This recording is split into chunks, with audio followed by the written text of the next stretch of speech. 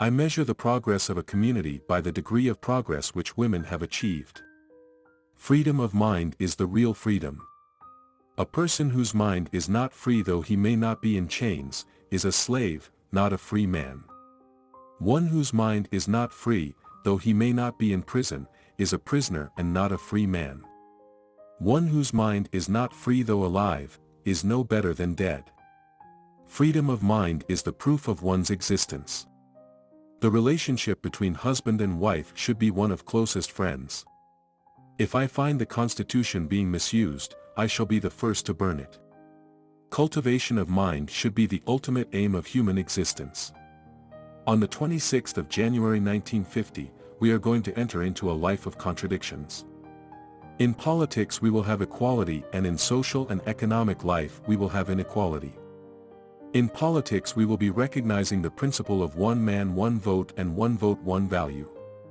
In our social and economic life, we shall, by reason of our social and economic structure, continue to deny the principle of one man one value. How long shall we continue to live this life of contradictions? How long shall we continue to deny equality in our social and economic life? If we continue to deny it for long, we will do so only by putting our political democracy in peril. We must remove this contradiction at the earliest possible moment, or else those who suffer from inequality will blow up the structure of political democracy which this assembly has so laboriously built up. In the Hindu religion, one can not have freedom of speech. A Hindu must surrender his freedom of speech. He must act according to the Vedas. If the Vedas do not support the actions, instructions must be sought from the Smritis, and if the Smritis fail to provide any such instructions, he must follow in the footsteps of the great men. He is not supposed to reason. Hence, so long as you are in the Hindu religion, you cannot expect to have freedom of thought. Unlike a drop of water which loses its identity when it joins the ocean, man does not lose his being in the society in which he lives. Man's life is independent.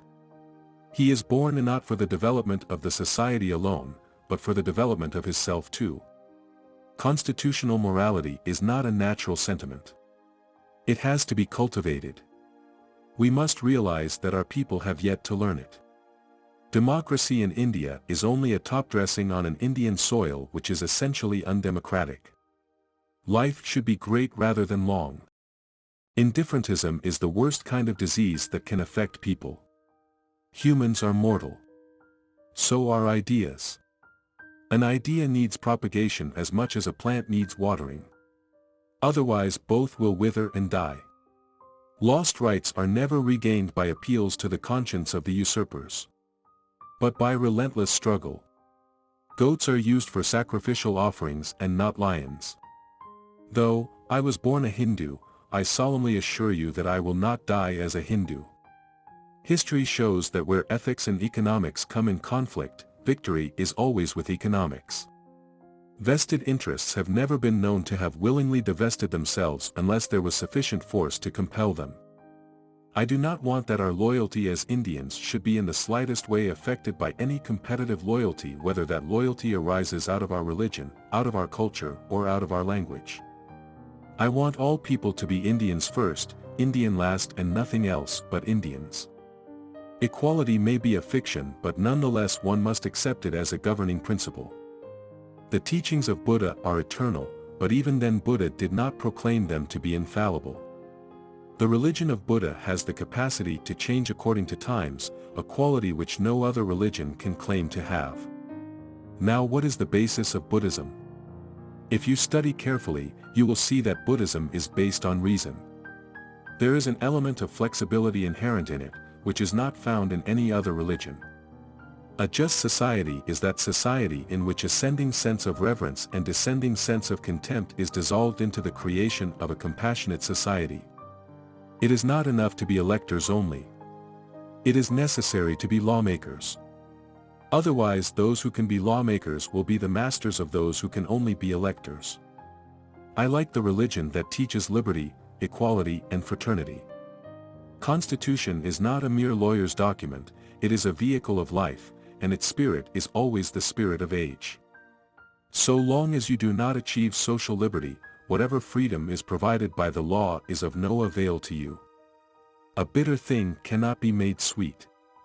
The taste of anything can be changed. But poison cannot be changed into nectar. Slavery does not merely mean a legalized form of subjection. It means a state of society in which some men are forced to accept from others the purposes which control their conduct. A great man is different from an eminent one in that he is ready to be the servant of the society. Every man who repeats the dogma of Mill that one country is no fit to rule another country must admit that one class is not fit to rule another class. Political tyranny is nothing compared to the social tyranny, and a reformer who defies society is a more courageous man than a politician who defies government. A historian ought to be exact, sincere and impartial. Free from passion, unbiased by interest, fear, resentment or affection. And faithful to the truth, which is the mother of history, the preserver of great actions, the enemy of oblivion, the witness of the past, the director of the future. For a successful revolution it is not enough that there is discontent. What is required is a profound and thorough conviction of the justice, necessity and importance of political and social rights.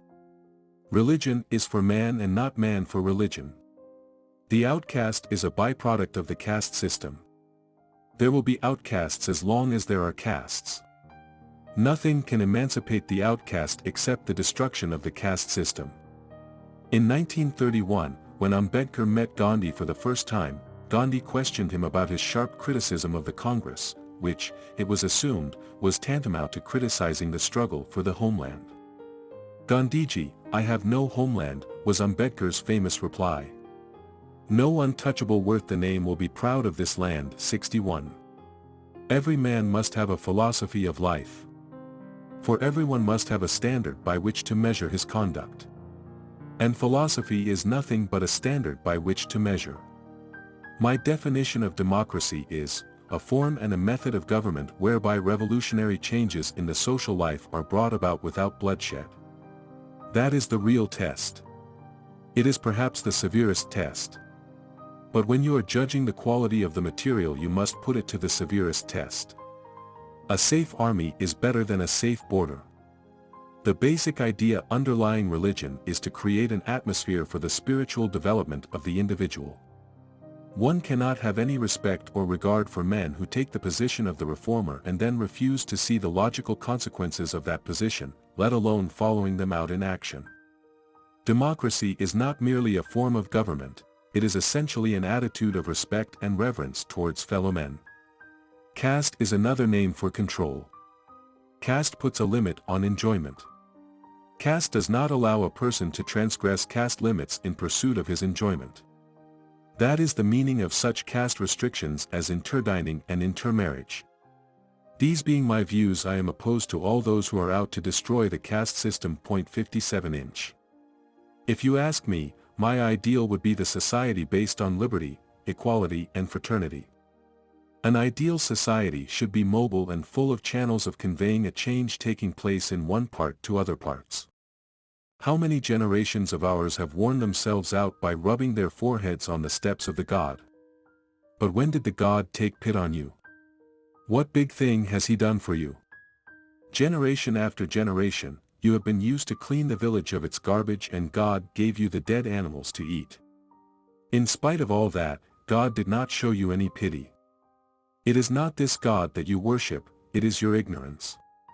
Once you clear the minds of the people of this misconception and enable them to realize that what they are told is not religion, but that it is really law, you will be in a position to urge its amendment or abolition. I refuse to join with them in performing the miracle, I will not say trick, of liberating the oppressed with the gold of the tyrant, and raising the poor with the cash of the rich. Religion, social status, and property are all sources of power and authority which one man has, to control the liberty of another. The protagonists of Shatavarnya do not seem to have considered what is to happen to women in their system. Are they also to be divided into 4 classes, Brahmin, Kshatriya, Vaishya and Shudra? Or are they to be allowed to take the status of their husbands? If the status of the woman is to be the consequence of marriage, what becomes of the underlying principle of Shatavarnya, namely, that the status of a person should be based upon the worth of that person. If they are to be classified according to their worth, is their classification to be nominal or real? Dalit aspirations are a breach of peace. Annihilation of caste is a breach of peace. While I am prepared to bear with the imperfections and shortcomings of the society in which I may be destined to labor, I feel I should not consent to live in a society which cherishes wrong ideals, or a society which, having right ideals, will not consent to bring its social life into conformity with those ideals. To leave inequality between class and class, between sex and sex, which is the soul of Hindu society, and to go on passing legislation relating to economic problems is to make a farce of our constitution and to build a palace on a dung heap. 70. Law and order are the medicine of the politic body, and when the politic body gets sick, medicine must be administered. Plato had no perception of the uniqueness of every individual, of his incommensurability with others, of each individual as forming a class of his own. He had no recognition of the infinite diversity of active tendencies, and the combination of tendencies of which an individual is capable. To the untouchables, Hinduism is a veritable chamber of horrors. Nothing is infallible. Nothing is binding forever. Everything is subject to inquiry and examination. Every congressman who repeats the dogma of Mill that one country is not fit to rule another country must admit that one class is not fit to rule another class. Thanks for watching the Quotes About channel. Leave your favorite quote in the comments.